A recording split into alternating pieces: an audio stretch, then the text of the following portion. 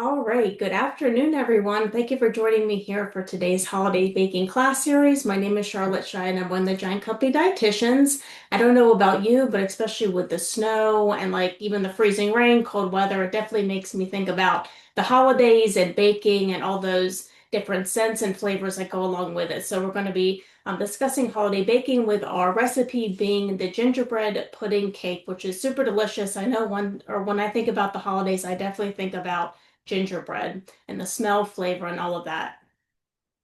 All right, so let me go ahead and pull up this poll because I would love to know from all of you, what is your favorite holiday flavor? So kind of group them together. So we have cinnamon, nutmeg, and clove, ginger, peppermint, which I will say peppermint is another one of my favorites, especially the scent of it. Vanilla, cranberry, and orange, or maybe something with like a savory flavor. So sage, rosemary, and thyme. So flavors of the holiday season, which one is your favorite? So everybody, a couple seconds to answer that. All right, so I'm going to go ahead and end the poll and I'll share the results. So this doesn't surprise me too much, but it looks like a lot of you really like the cinnamon, nutmeg, and clove, some ginger, which we're going to be using ginger in our recipe today, peppermint, vanilla, cranberry, and orange. And then a couple of you do like the sage, rosemary, and thyme, which I know, especially for like dinner and everything, those are some of my favorite flavors. So, all right, so thank you everybody for answering that questions. Let me stop sharing. We will move along. All right.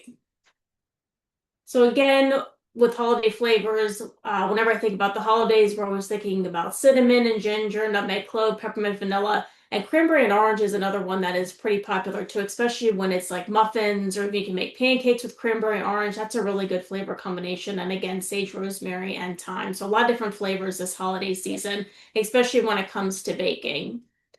All right, so our recipe for today, we are going to be making a gingerbread pudding cake, which is a little bit different of how when we think about baking, because we're going to be creating the batter and then putting it into a crock pot. So I don't know if anybody has made a crock pot kind of baking recipe before, but that's what we're going to be making today.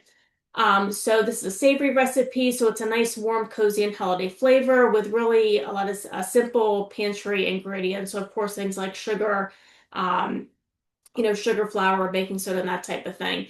And although with the holidays, we tend to think about, with like desserts and everything, we think, oh, maybe we shouldn't eat so much of that. There's really nice ways to create a balance, especially with this gingerbread pudding cake. And we'll be talking a little bit about that in a little bit. So creating balance with maybe adding some fall fruit or yogurt. We're going to be making a recipe with the gingerbread pudding cake kind of as a like an add-on to this recipe. But so our ingredients for this one, some butter and sugar we're going to be mixing, then adding in an egg, vanilla extract, molasses, of course, because when we think about gingerbread, think about molasses, gives it that nice dark color, a little bit of water for the batter, and then flour, baking soda, our spices, pumpkin pie spice, and then ground ginger, which will be super delicious. So this is really nice to put in ahead of time. And what's also nice about it is you can really smell it, of course, in the house, which is when I think about the holidays, I always like those nice, not only flavors, but of course, like scents in the house too, especially for a cold day like this. The gingerbread would be really nice, nice scent. So these are our directions. So I already kind of talked about these a little bit, but at the end, we're going to put it in a slow cooker or crock pot, and I already lined it with a slow cooking liner, which makes it a little bit easier for cleanup if you ever used one of those. So you can either cook it on high for about 2 to 2.5 hours or on low for 3 hours. So not too long to make, but so these are our directions. So I want to talk a little bit about the benefits of ginger. So ginger we're going to be using in the recipe, of course, but I just want to go over some of the benefits because ginger is popular this time of year and a lot of different great health benefits. But ginger contains a natural oil that's called gingerol. So this helps to give ginger its unique smell and flavor. But there's a lot of different research studies showing that it may help reduce inflammation. It also works as an antioxidant. So it does reduce or may help reduce inflammation. So this helps with osteoarthritic pain, so helps to improve pain and stiffness over time. Also, research studies have shown that it may improve blood sugar regulation, so preventing those blood sugar spikes and dips, just kind of helping in that way. And sometimes we know ginger as it really helps with our stomachs, so it soothes, well, I can't talk today, an upset stomach, and also helps with nausea. So if you are pregnant, going through chemotherapy treatment, and you feel nauseous, a lot of times ginger, or if you incorporate into like a ginger tea, helps with nausea. Also helps to improve indigestion. So sometimes when we think about ginger, we tend to, think about it for our digestive health, but a lot of great health benefits of ginger. So just wanted to mention those because again, ginger is pretty popular this time of year around the holiday. So it has a lot of great benefits. So I talked about desserts, of course, the gingerbread pudding cake. We know that desserts have maybe a little bit higher fat and sugar, but there are ways to create balance with desserts, especially with this recipe. So ways to use gingerbread pudding cake. So I just wanted to just discuss these and throw these out there because we're going to be making, going along with this recipe, a parfait at the end, which will create a little bit more balance with the gingerbread pudding cake. So you can incorporate into a Greek yogurt parfait, which we're going to be doing today, or just like a general yogurt bowl, like you see in that picture at the very bottom. You also could incorporate it, you could cut it up and incorporate it into a holiday charcuterie board. So with things like, crackers, cheese, fruits, you incorporate it that way to give that charcuterie board a variety of different flavors of the holidays, especially with gingerbread. You can put it as a topping on oatmeal. So if you have leftover gingerbread pudding cake, you could chop it up into little pieces and then put on oatmeal. You could use it in overnight oats if you want to do it that way the night before, or you could even incorporate into energy bites with oatmeal, peanut butter, just a variety of different ways to use the gingerbread pudding cake. But we're going to be making a parfait at the end to show you how to create balance with this recipe. And of course, if you just want to eat it by itself, that's fine too, because it is the holidays. We should be enjoying these desserts and flavors. So, but when we talk about creating balance, you could always pair the gingerbread pudding cake with some type of protein. So this could be like what we're using in the parfait of vanilla Greek yogurt. It could be a scoop of whipped cottage cheese. So normally that is in a food processor. You're just whipping the cottage cheese so it becomes like more smooth. Cottage cheese always seems to be still kind of very popular, but you can always incorporate it that way for some protein. On our parfait, we are going to be adding some pecans. So you can, of course, incorporate nuts. So pecans, walnuts, and almonds, or even seeds like pumpkin are still pretty popular right now. You could add fruit. So this, of course, adds some fiber, which is important for our gut health, and even vitamins, which is important, of course, for our immune health and staying healthy. So you could top it with some sauteed apples or pears, or even fresh berries, or whatever really fruit that you would like. But apples and pears are seasonal, so that tends to go pretty well with the gingerbread. And also, if you want to, you can put some healthy fats on it. So these are rich in like the omega-3s, which is important for heart and brain health. So you can add some chia seeds, flax seeds, hemp hearts, if you want. So just trying to think outside the box on how to create, if you're looking to create a little more balance, blood sugar stability, these are some ways to do so. But again, we're going to be making a Greek yogurt parfait with our gingerbread pudding cake at the very end. And these are our ingredients of what we're going to be using in our parfait. So vanilla Greek yogurt, so that's our protein. We're going to be kind of layering that with the gingerbread pudding cake. We're going to be adding in some pecans. And you can also add walnuts. We're just going to do pecans today, which helps give that healthy fat. I already chopped up some apples for the top. I'm going to put on just a little bit of whipped topping. Of course, if you don't want that, you don't have to. And then adding on some additional flavor, which is cinnamon, which will be really delicious. You could also do nutmeg, cloves, pumpkin pie spice, whatever that you would like. So we're going to be creating a parfait with the gingerbread pudding cake, again, just to create a little more balance. All right, so let me stop sharing my screen and we will get started with making the gingerbread pudding cake first.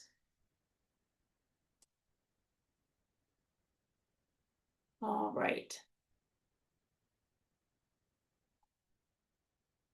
All right, so I have my electric mixer right here and I have all my ingredients out. So the first thing that you want to do with your bowl with the electric mixer is we're going to put in a fourth cup of butter. So I have softened butter right here. So we're just going to be putting that. You get a spoon. I put out the butter for maybe 30 minutes or so to try to soften it up. So we're going to be mixing that with a fourth cup of sugar. All right, so go ahead and mix this up just for a couple seconds or so.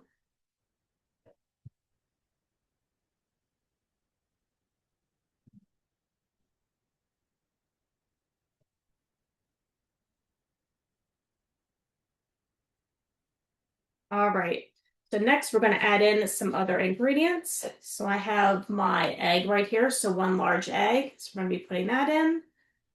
We're going to be doing 1 teaspoon of vanilla extract. So we talked about how vanilla is a great flavor for the holiday season. So we're going to do 1 teaspoon of pure vanilla extract. So I'm just using our store brand. All right, so 1 teaspoon. We're also going to be putting in a half cup of molasses. So molasses, of course, when we think of gingerbread, we think about molasses. It also helps to give it that darker color.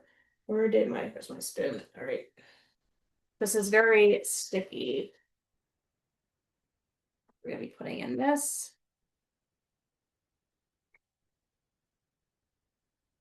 All right, so it's a half cup of molasses. We're also going to be doing a cup of water just to help with the batter texture. All right, so I'm going to go ahead and mix this up. And while I'm mixing this up, because you want to do about a minute or so, I'm going to just do another poll and you can go ahead and answer this while I am mixing it. All right, so this question is, gingerbread is over 1,000 years old and dates back to the medieval Europe. So let me go ahead, you go ahead and answer that question and I will mix this up.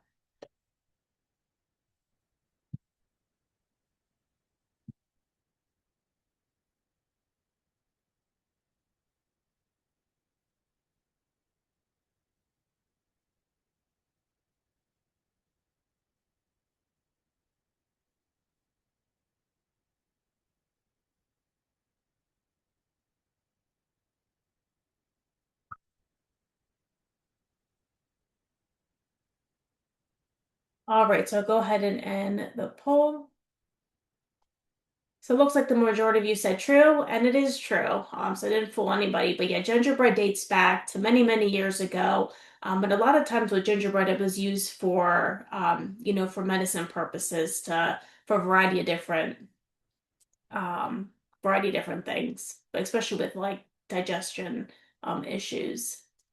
All right, so let's move right along with our recipe. We're going to be putting in a cup and a quarter of flour. So I have my flour, also 1 teaspoon of baking soda, which I have right here. We're going to do 2 teaspoons of pumpkin pie spice. So I have that right here. So go ahead and measure that out. Let me just make sure I'm getting that right. Yes, 2 teaspoons. This helps again to give some nice flavor. So 1, 2, and then we're going to be doing a teaspoon of ginger as well. So I just have my ginger right here.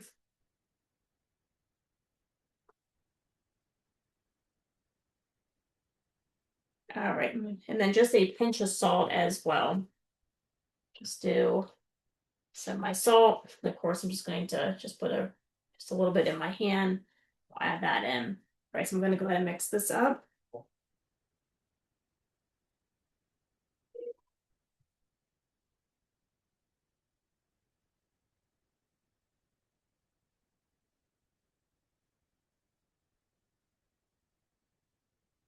And I will say too, with mixing, you want it to be blended well, but it's okay if it has like a little bit of lumps in it, according to the recipe. But yeah, you don't want to mix it too much because it might just have more like, air bubbles and this and that. So we just want to mix it just enough.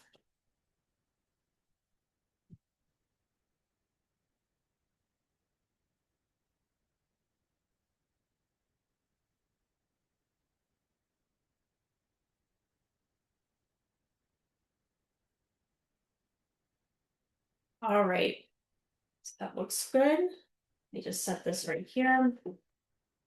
All right, so you can see here I have my crock pot. Um, so you can either use like a crock pot that's this size, you can probably use even like a little bit smaller one. What I like about the big one is that when it's cooking, it almost, cooks like a cake, kind of flat. But I also like this slow cooker liner because it's easy cleanup. So this is our batter. We're just going to be putting it in here just evenly. And mine's batter still has a little bit of lumps in it, but that is okay. Let me get my spatula. Just putting this right in here. And I'm going to go over and set my timer for 2.5 hours on high. So you can see here, just put it in here. Just going to kind of make sure it's all over the bottom. I'm going to go ahead and set it in my slow cooker. All right. And I would cook that for on high for about 2.5 hours or on low for 3 hours. So before class, I already made one batch of the gingerbread pudding cake. So you can see here. So kind of course, it was bigger than this, but I just chopped up a piece. So with this, we're going to be making that yogurt parfait again to create balance. So I have my fancy parfait glass right here. Let me get my knife. So I'm going to do maybe like 4 layers in here. So I'm going to start out with my gingerbread pudding cake. So I'm just going to kind of cut it up into cubes so it fits in my parfait glass. Or you can even kind of crumble it up if you want, but you can see here, so just kind of like that size. I'm going to go ahead and put that into my parfait cup. So I'm using our Greek non-fat vanilla yogurt. So I'll use that as the first layer. Let me go grab a spoon. Right. So we're going to do this as one layer, just kind of smooth it around. We're going to do a second layer of the gingerbread. Then another layer of our vanilla.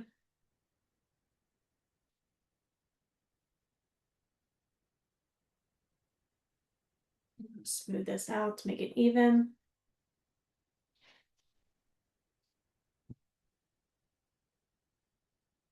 All right. So I'm going to be adding on so let me think how I want to do this. So I'm going to add on some whipped topping.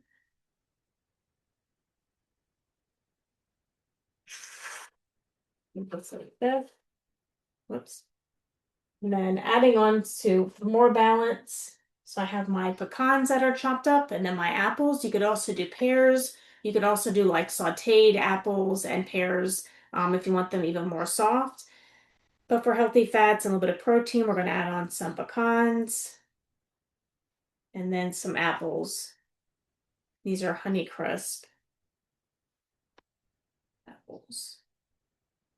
And then for some additional flavor, I'm going to add on just some cinnamon because I love cinnamon this time of year. So you can see here, this is just a nice, unique way to create a little bit of balance with our gingerbread pudding cake. But again, because it is the holidays, you can always just enjoy it, by itself. But if you're looking for more of a balanced treat, this is one way to do so. So this is our gingerbread pudding cake parfait. So again, gingerbread pudding cake, our non-fat Greek yogurt for a pop of protein, some pecans, apples for healthy fats, fiber, and even vitamins, and whipped topping just because it's super delicious this time of year, and then some cinnamon for extra flavor. So that's just one way to create some balance with our gingerbread pudding cake. But I will say if you have never used a crock pot for baking, I would highly recommend it, mostly because it really creates nice aroma in the kitchen for the holidays. So especially for, Christmas morning or whenever you're having guests over, it'd be nice to put that in the crock pot so as people are coming in, smells like the holidays. All right.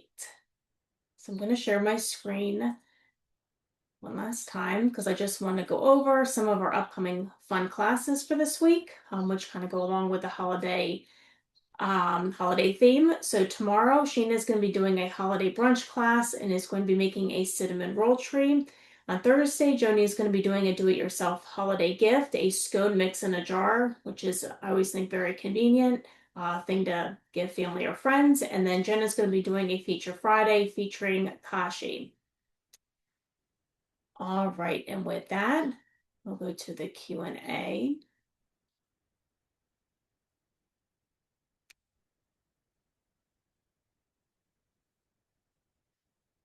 All right. So I'm going to stop recording. So thank you. Take care.